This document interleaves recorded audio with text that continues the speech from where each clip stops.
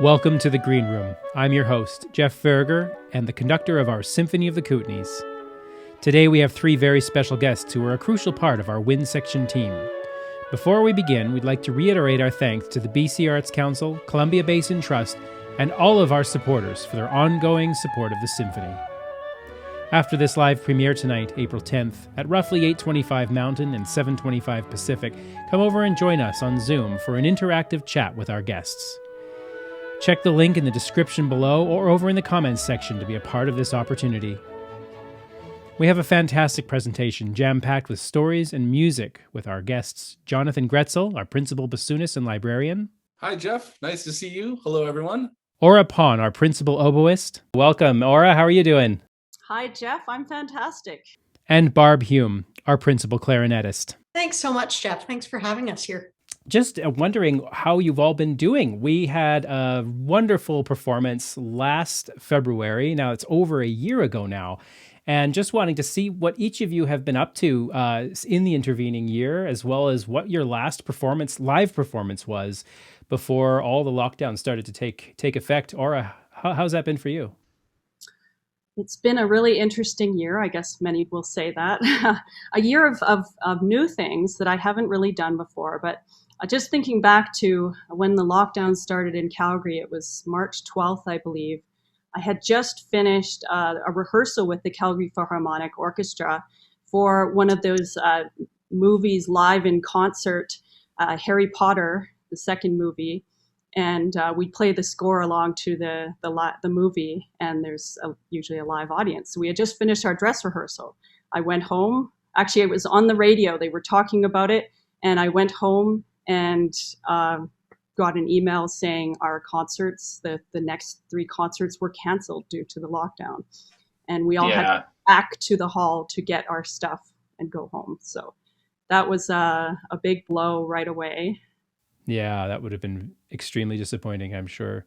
How about you, Jonathan? What was your last live music experience? Well, it was funny. I was doing a favor for a friend and performing with a student orchestra that was having a concerto evening. And, it was already something that people were talking about, and the whole mood was very odd. And, people in the audience thinking, how close should I sit with each other? And, we all wondered when would we be back? But it turns out that's been quite a long time since then. Indeed, yeah. How about you, Barb? What was your last live music making experience?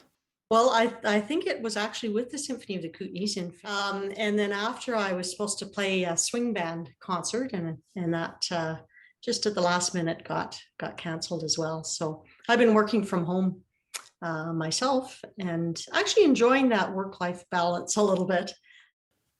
So we're going to start our show off today with a bit of music. And so we're going to hear a work that features all 3 of our guests. Jonathan, what are we about to hear? Well, we're going to hear one movement of a short trio by Jacques Ibert from the 1920s. It's, I think we decided on this because you can really hear the different colors of the clarinet, oboe, bassoon together. And Jacques Ibert was writing at a time in which wind instruments were becoming more popular, and wind players in France were beginning to show off the capabilities of these new and improved instruments.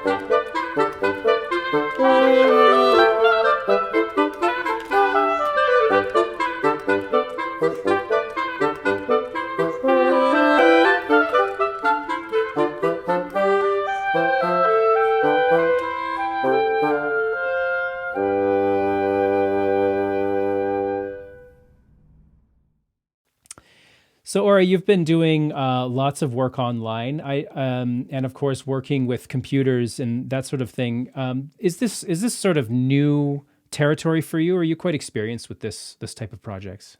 Well, I wouldn't call myself experienced until going into graduate school. I certainly was a purely acoustic player and mostly just played oboe up until doing graduate work. I studied composition as my bachelor degree at the University of Calgary. But through a sort of journey of exploring different things, I came to computer music and particularly designing systems for music making that involve computers. And so that's sort of where my master's work and ultimately my doctorate work came in. And it was a unique program that combined computer science and the arts that gave me that Right. opportunity. That's really interesting work. And of course, you got to flex those muscles a little bit for us with the symphony back at the start of all of this lockdowns and people having to work remotely. For those of our listeners who aren't aware, could you share a little bit about the pandemic Beethoven project that you put together for us? Sure. Well, I mean, I was really missing making music, and especially because we missed our last Symphony of the Kootenays concert, and it's usually a long time till we see each other anyways. I was sort of talking with Jonathan saying, we need to try to do something. There's these groups starting to make music just distanced, and maybe we can try to do something. So we floated some different ideas back and forth and arrived at the Beethoven second movement of the Seventh Symphony. Because And what was it that made you decide to pick that particular piece? uh, well, for me, it was its character just spoke to, I think, the mood of the times. Talk our audience through a bit of the process that you had come up with, which I think worked pretty well to bring all this together. Because a lot of people see the end result and they think, oh, everybody just jumped on a Zoom call and played together, but that's not really how it works, is it? That's what we wanted them to think. Yeah. Yes. Yeah. Yeah. Well, behind the scenes, I guess it was really it was a long process. I would say it didn't go linearly. Like we just knew the plan and we executed it perfectly. We tried some things, trial and error. Sometimes you can learn a lot that way. But in that, upon arriving on plan, basically it had amounted to having you record your conducting. We talked about maybe some model recordings because certainly it's hard to conduct nothing, and we need to sort of decide things like tempos. So we discussed some things ahead of time, and then you did a very clear conducting video for us. And from there, we had you actually, I believe you had broken your finger, but once you had healed, you recorded a video and audio track of your cello playing, because of course you're probably the best person to follow you as conductor. And then that laid down a bass track, because the cellos have a very important role in that piece right from the beginning. And then we had section leaders record. We thought that this is how we play in a rehearsal or a concert, is that each person in a section looks to their section leader. So we thought if they record first and become a cohesive unit, like a string quartet, and we started with the strings, of course, then that can serve as a kind of leadership for the others to lay down their tracks, record on their own, but listening to their section leaders. So we did the quartet of just the string section leaders, and then a few of us winds, in fact, the three of us. And then we sent it to the rest of the orchestra with those tracks in there. I think some of the challenges for everybody, initially it was challenging for everyone to necessarily have recording equipment. That's not a given that every musician would have that. Some people used their phones even, and that's totally fine. I think it worked in this context. And so people used whatever they had, and had to sort of manage looking at a screen instead of you, Jeff, standing on stage. Look at a screen, listen to an audio track, and then have another device recording. It would have been a learning curve for everybody. And so once they did that and managed to send in their tracks to me, it was learning for me too, since I had never done anything quite like this. I had to stitch it all together. And it just goes to show, like, even with many of those markers, the section leaders to listen to and you to watch, it's not the same as being together, in the same space. The magic happens when we can respond to each other dynamically in time. But anyways, the end result is what you see on the YouTube video. We, all pulled it together and I think made something we could all be proud of. Yeah, I think it was a really special thing. Of course, this wasn't just a weekend project that you threw together in your spare time. This took a lot of time. What on earth got into your head to think that you would want to invest this much time into a project like this? I mean, you really went above and beyond to create it. What sort of thought process was going through your head? Symphony of the Kootenays has always been really special to me. And actually, I should just mention that probably it's coming up on the exact day of 20 years since I started playing. I started in April 2001. So, I've been with it a long time, and it has a special place in my heart. It's always been a special experience to go and travel over the mountains to such a beautiful setting with the welcoming people of Cranbrook and play there. And so I guess I felt particularly sad that wasn't going to happen, and who knows how long it would be before we would be together. So it was one of those things like, yeah, if I could pick any project to do right now with this time I have, it would be that one first. Right. Well, we're definitely grateful that you had that idea and put all that time and effort into it. You have a lot of experience as a composer as well. Could you share with us a little bit about your background and interest in composing and some of the other facets of your musical career? Sure. So my Bachelor of Music is in composition, and I worked with Alan Bell on that. And I had composed for, mostly chamber music. What I like to write for is friends, people I knew who would be fun to work with to bring it to life. I never look at it as, I write it, send it off, and it's done. It's really a collaboration for me. So I wrote a lot of chamber music and a few larger ensemble works.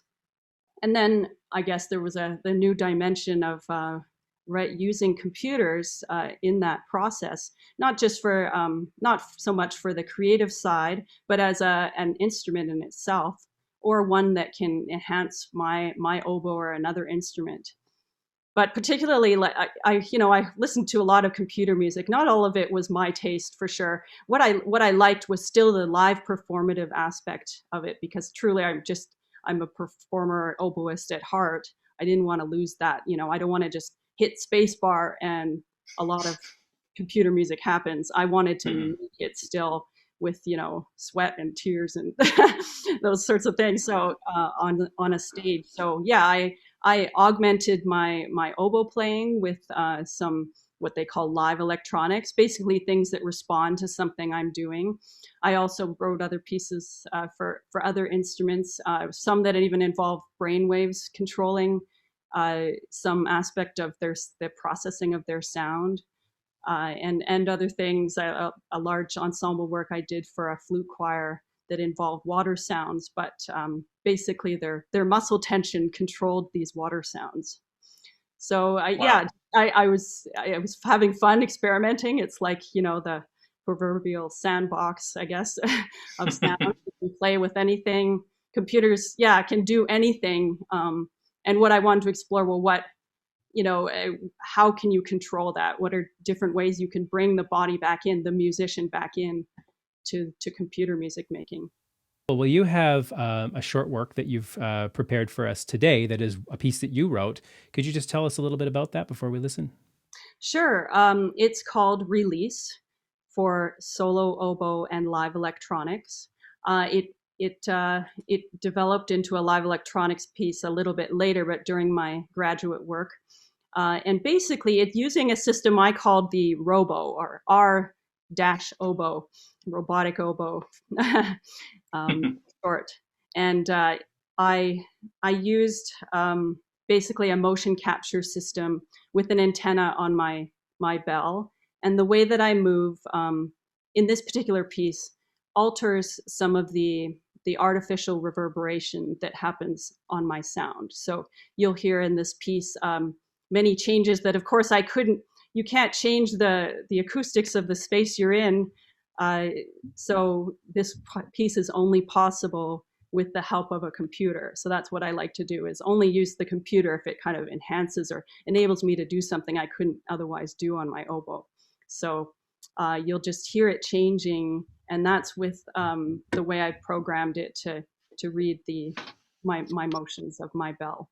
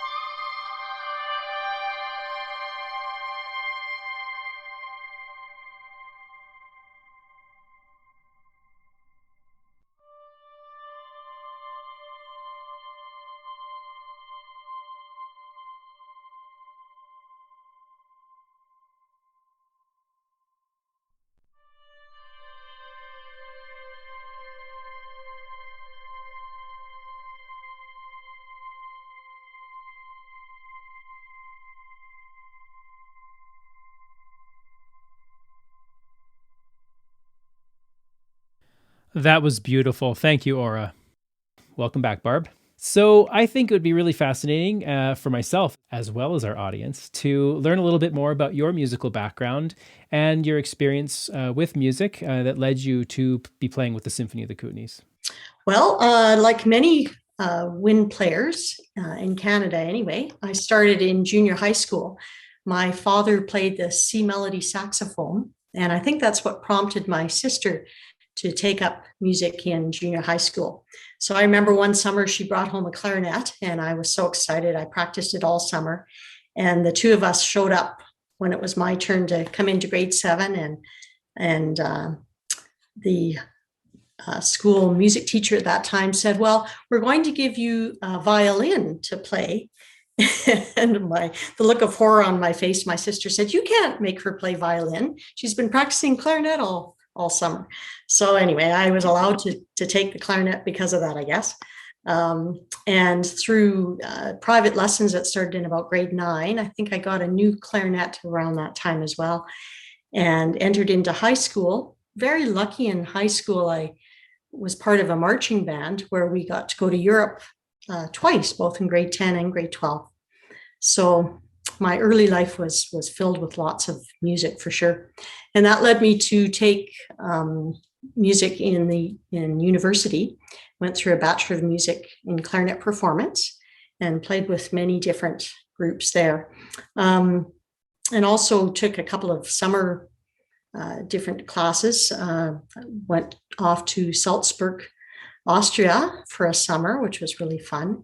And I remember the Aspen Music Festival one summer. I still remember this huge orchestra of many different players, both the students that were there and the teachers. And I think they had another community orchestra as well. And we played Mussorgsky's Pictures at an exhibition. And the sound was just unbelievable. That was my first sort of introduction to what an amazing sound the orchestra could have. My career has built from there. I've done many different groups, from chamber music to swing band, playing alto sax in that, and a little bit of clarinet. Some musicals, klezmer, which you'll hear a little bit of me playing later on, which actually led into a rock and roll band, because we used to do Jewish weddings, and then they wanted a rock band after. So that morphed into some rock and roll music for me. And even a little bit of, I remember a Caribbean soca band that I was with for a summer. So lots of different fun experiences. Yeah, that's really neat. So you've obviously played many different genres of music. What are your favorites to perform? Well, orchestra is certainly my favorite, for sure. I've been over 30 years now. I think it's been almost 35 years with the Symphony of the Kootenays. It's been a long, wonderful career that has taken me through that. And I'm playing also with the Southern Stardust Swing Band.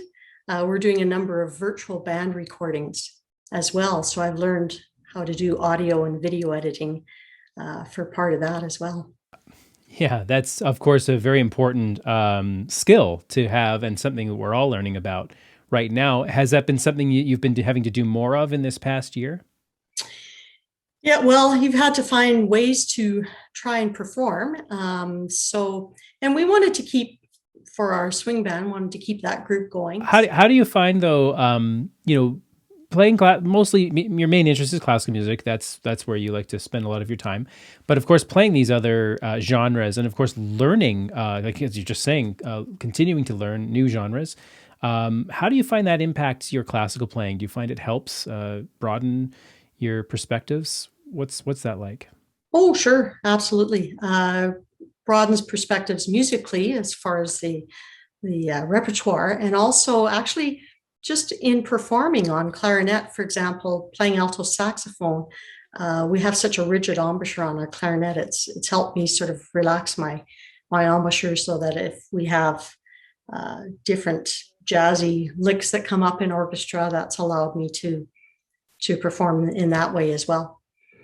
Flute, which I took up a number of years ago, is a whole different ball of wax. So that's I have to sort of switch hats when I try to play flute. And it's mostly a learning experience for me there too. I'm playing in a concert band in a flute section there.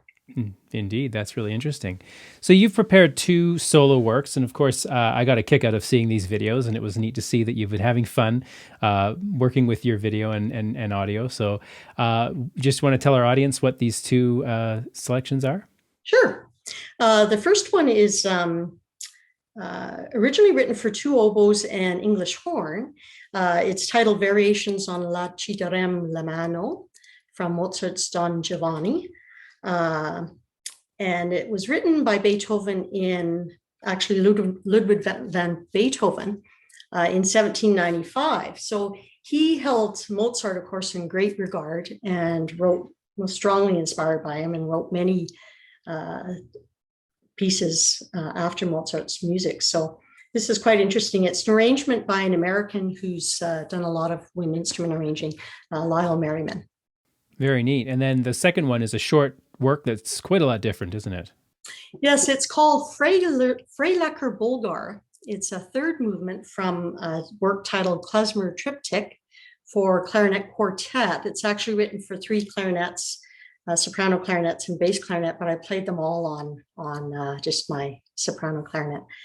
And Freilacher Bulgar, it's sort of the same thing. They're happy, bouncy dance music. This is arranged by another American, Mike Curtis, who has a klezmer quartet of his own.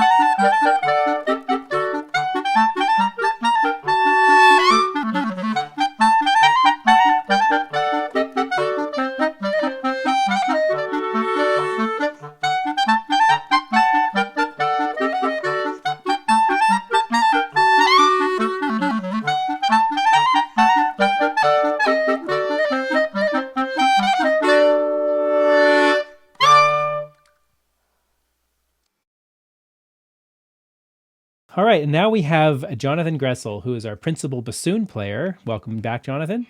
Hello. So, Jonathan, of course, being our principal bassoon, how many years have you been in that chair with the symphony? Well, I was just thinking, compared to my colleagues, I'm definitely the junior member of the section because my first concert with the symphony was at in Nelson at the Capitol Theater when you conducted your first concert. Right. So we've got the same amount of time in our respective roles there with the symphony. That's kind of neat. And of course, you've got other responsibilities that you've taken on with the symphony. You're on our programming committee. You play a big role there, as well as decided for some reason to be our librarian. Why don't you share what that experience is like? You know, I think it was one level I just thought, oh yeah, it was something to do to be helpful to everyone and my colleagues. But it really is a window into exactly what it takes to put on a concert and all of the many pieces that need to happen to make the concert happen. And of course, it's slightly complicated by the fact that we are so geographically separated. So it involves a lot of emailing and a lot of physical mailing of all of our parts, because of course, everyone in the orchestra needs their own part for every piece. Yeah, that's true. And I know a lot of orchestras who say have most of their sort of core employees all in the same place. But certainly navigating those issues probably was a bit of part of that eye-opening experience. Yes, for sure. I mean, for many performances in Calgary, for example, people, have a central location and the players would just drive there to get their parts. I mean, one thing which is helpful is that you somewhat unusually conduct with your iPad very much. So there's a lot of digital sharing, which makes things a little bit easier. So you seem to be very well rounded in terms of your knowledge of the history and background in music. Do you want to share with our listeners a little bit about your training and your, sort of broad perspectives of music, not just as a performer, but as a musicologist as well? Well, yes. I mean, I've always been very curious about music and how it works and who are the people that make it, sometimes in a very academic way or sometimes not in an academic way. I remember definitely times at music school where everyone would be writing a paper, everyone's in the library, and someone told me about a very interesting concert or something that's coming up, and I would be the person saying, I want to experience this concert. So it wasn't always good for my grades. But, playing bassoon is also somewhat an unusual thing. I mean, I think when I was 10 years old, I probably didn't know what a bassoon was really. I think one difference between wind playing and string playing is that people playing our instruments do start much later than if you're playing a cello or violin or piano.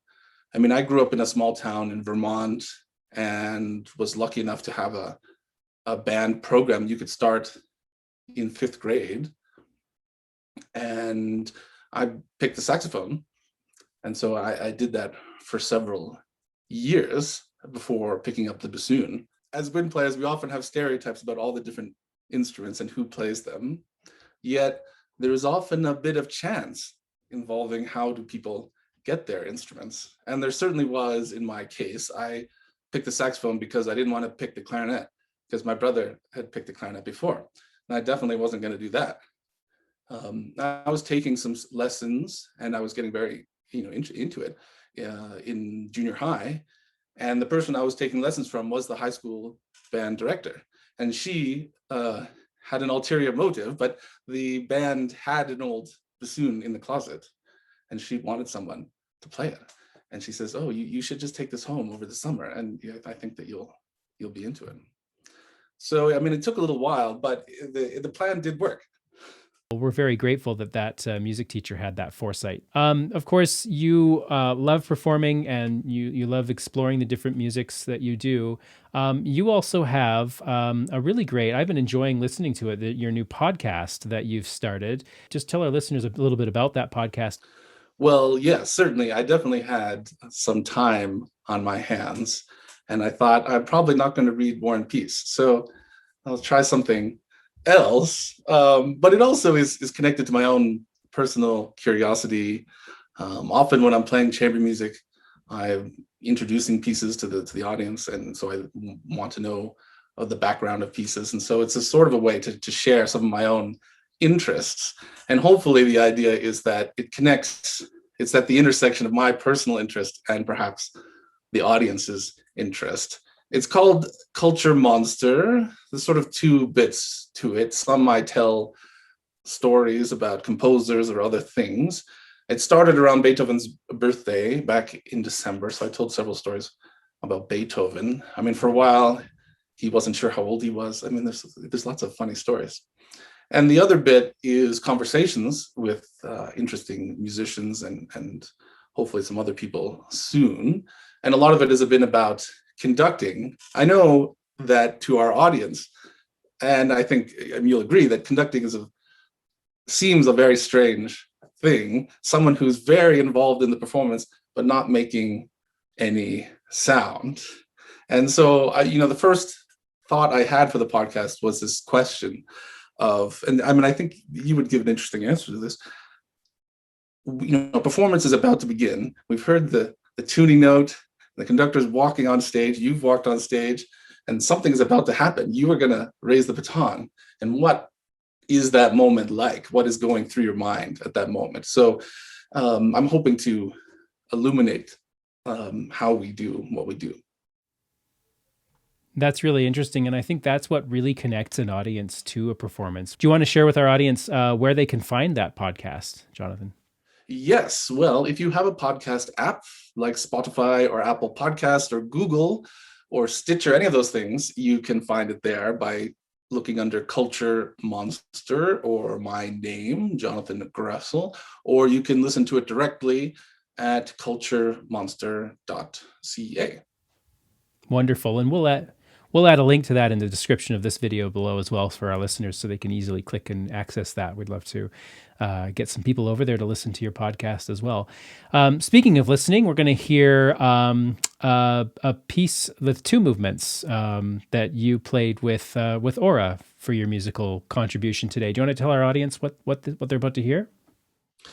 Yes. So, these pieces are about playing with my colleagues, which is the thing I've missed most about the pandemic. The first one is by Alan Hovhaness. He's an American composer. He died in the year 2000. He wrote over 400 pieces. He was a very busy guy, and over 50 symphonies. And his music is very mystical and reverent, and a lot of it is connected to nature. And you're going to hear the English horn and bassoon, and it really shows off that kind of interplay of the tone colors. And after that, a little tango by Carlos Posadas that Barb and I did. Il Simpatico is usually translated as the friendly tango, but what it actually means is a person who is not just friendly, but extremely likable, which is, of course, how I describe playing with my colleagues.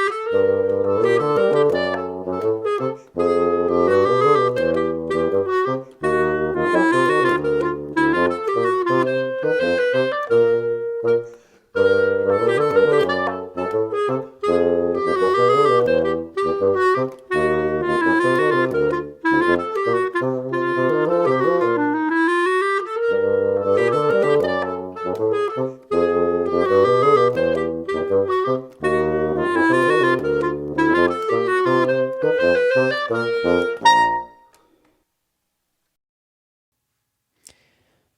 was lovely. Thank you. Now we're going to discuss with all three of our guests a few issues that revolve around playing in an orchestra and playing in the Symphony of the Kootenays. What I'm curious to know is how each of you feel about what the role of the woodwind section is in the orchestra. Aura, being principal oboist, this is probably a big role for you. So maybe you could start by sharing your perspective on that. Sure. Well, for one thing, I think it would be hard pressed to find a section of instruments that's more heterogeneous, because there's just so many different colors within the woodwind section in particular, as compared to, let's say, the strings, which has more of a homogeneous sound. So we really add the layer of color that maybe gives a distinctive flavor to certain themes or melodies through our solos, or with doubling some of the strings in music. And really, it adds a lot of character to use those different colors of, the bassoon, low register, or piccolo, high register. They're completely different timbres. And so it really adds that, that extra sparkle or character to any theme. And so I think a lot of composers, it's very distinctive to each composer how they use it, and to each piece, that it really, a theme is hardly unseparated from sometimes the woodwind instruments that introduce it. If you think of something like the Schubert Unfinished Symphony, where there's kind of the unison oboe and clarinet, that eerie sound, you would just not, it's hard to repeat that in any other way with that melody that comes in. So really, we are the color, the coloring layer that's added. For sure. Barb, for you as principal clarinet, of course, very often the lyrical lines are being passed between the oboe and yourself. How do you see the role of the winds in the orchestra as far as being melodic instruments for you? Oh, definitely. Quite often, even as principal players, we're called on to be a soloist. But then there's times that we have to blend in as well with not only the winds of the orchestra, but the rest of the group as well. So that's always fun. The clarinet has a very different tone than oboe and bassoon and flute. We don't use any vibrato for the most part, although occasionally I'll sneak some in there for some of the more modern pieces. So, trying to blend our sounds together can be really interesting and fun to hear how the composers have used these different timbres and sounds to blend together, and when to pick the clarinets, when to pick oboe, and when to put those together. Yeah, that's interesting. You both mentioned sort of the different timbres and how different each individual instrument is. Of course, the oboe and bassoon being double reeds, clarinet being a single reed, and then the flute, of course, not having a reed altogether. That is very different from the strings, which are just in different registers. Jonathan, when you're at school or when people are training to play in an orchestra as a wind player, how do they manage this as in terms of teaching people to blend in a wind section? The key bit is that you have to balance this idea of having your own part, because all 8 players of the woodwind section would have their own part, and also realizing that you are part of the woodwind choir, if you like, and that everyone has an importance in that. And when you're playing, second bassoon, you're playing the bass end, for example, you're trying to make sure that you are very much playing the fundamental notes in tune so that everyone can make the chords happen as easily as possible. So everyone has a different part to play, but the key thing is listening to everyone and working as a team. Each of you being a leader in your respective sections, it's a very different idea than, say, a string section where you have one person leading a section of 8, 10, 12, sometimes even more players. Being a wind section leader, what does that mean to you, individually? Jonathan, how does that work in terms of your relationship with the other people in your section and the other people in the entire wind section as a whole? Well, I think the main idea is, for example, my bassoon section partner, I mean, we are partners. A lot of the music is similar or in octaves. So we have to work together.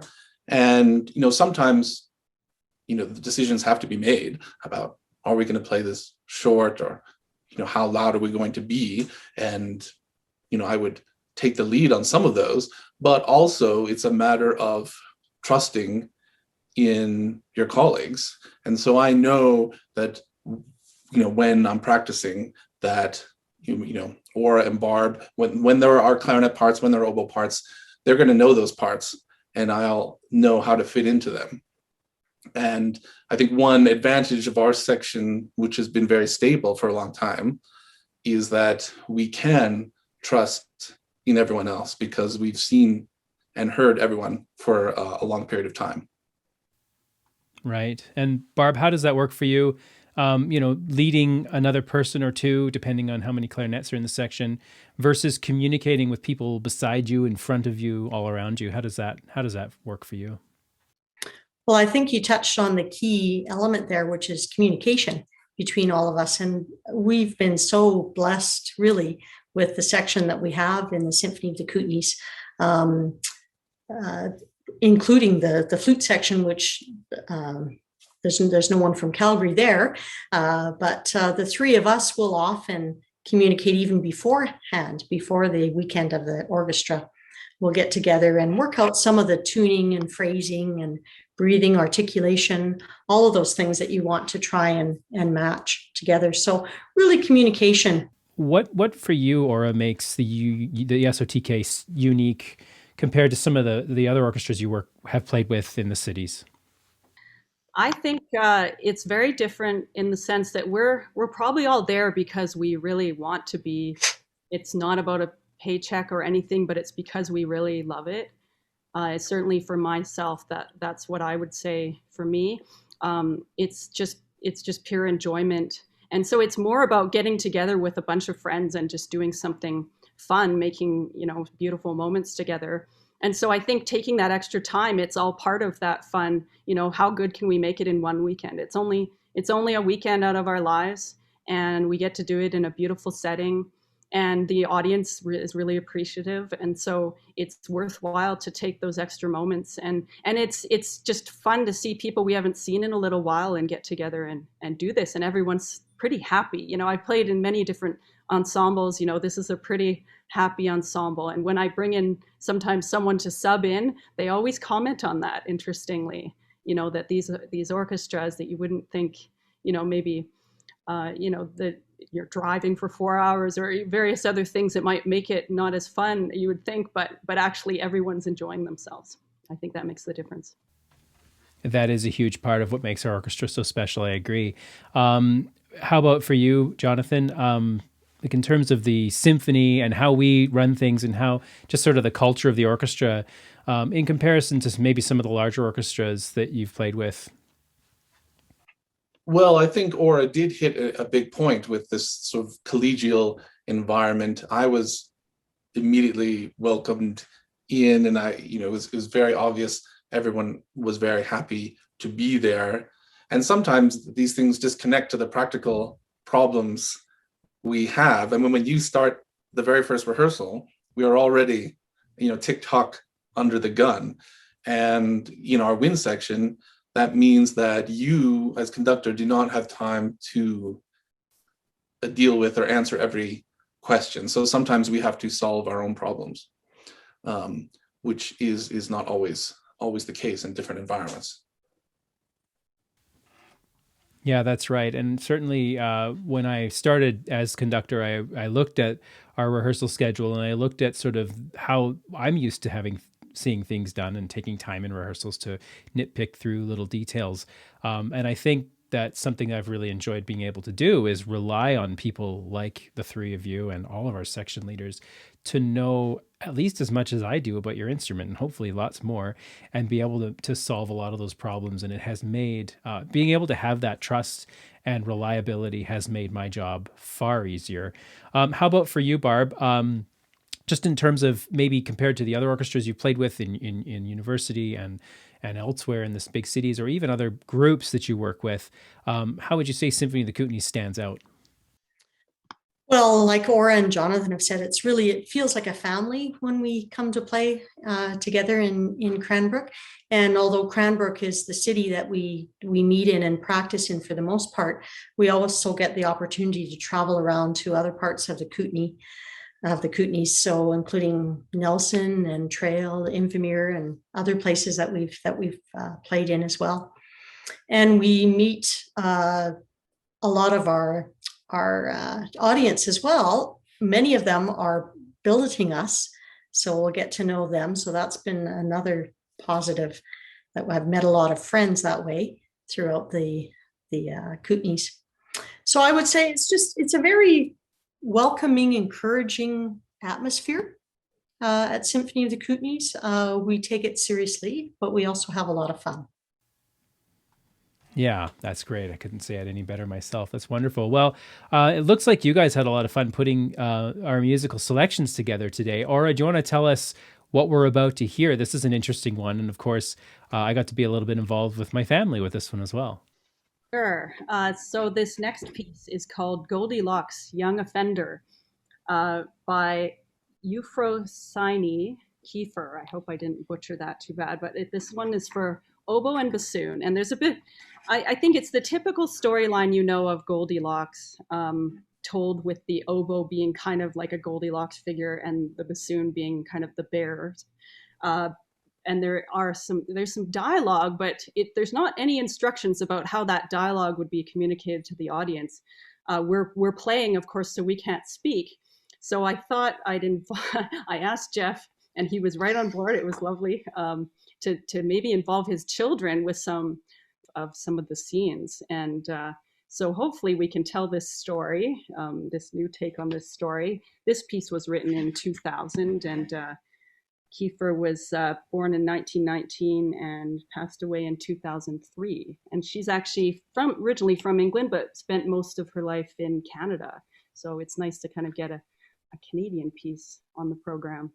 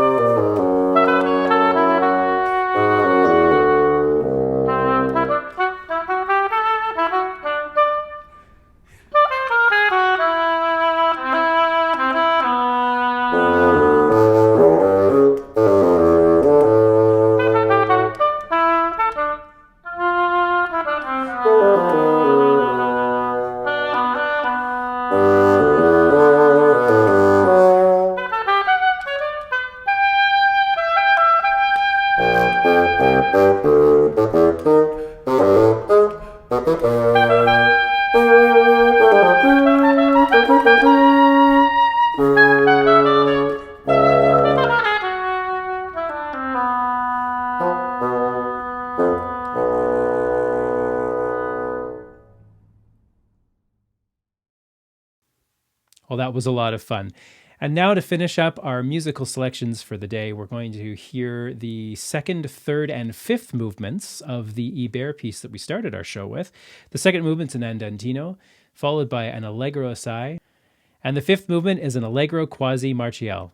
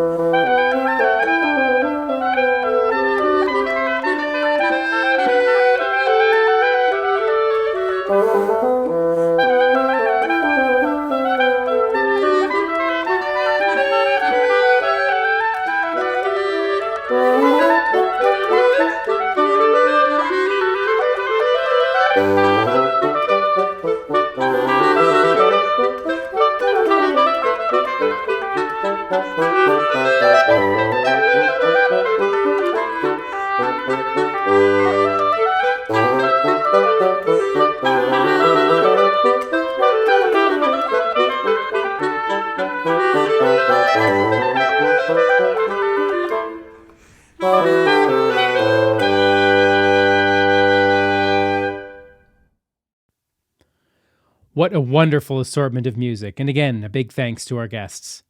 That brings us to the end of this presentation, but please join us over in our Zoom conversation right now by clicking on the link below in the video description. Please take a moment to hit that like button, share this video with your friends and on social media, and if you haven't already, hit that subscribe button to stay up to date with all the Symphony's content. On April 24th, we'll be back with more members of the Wind section.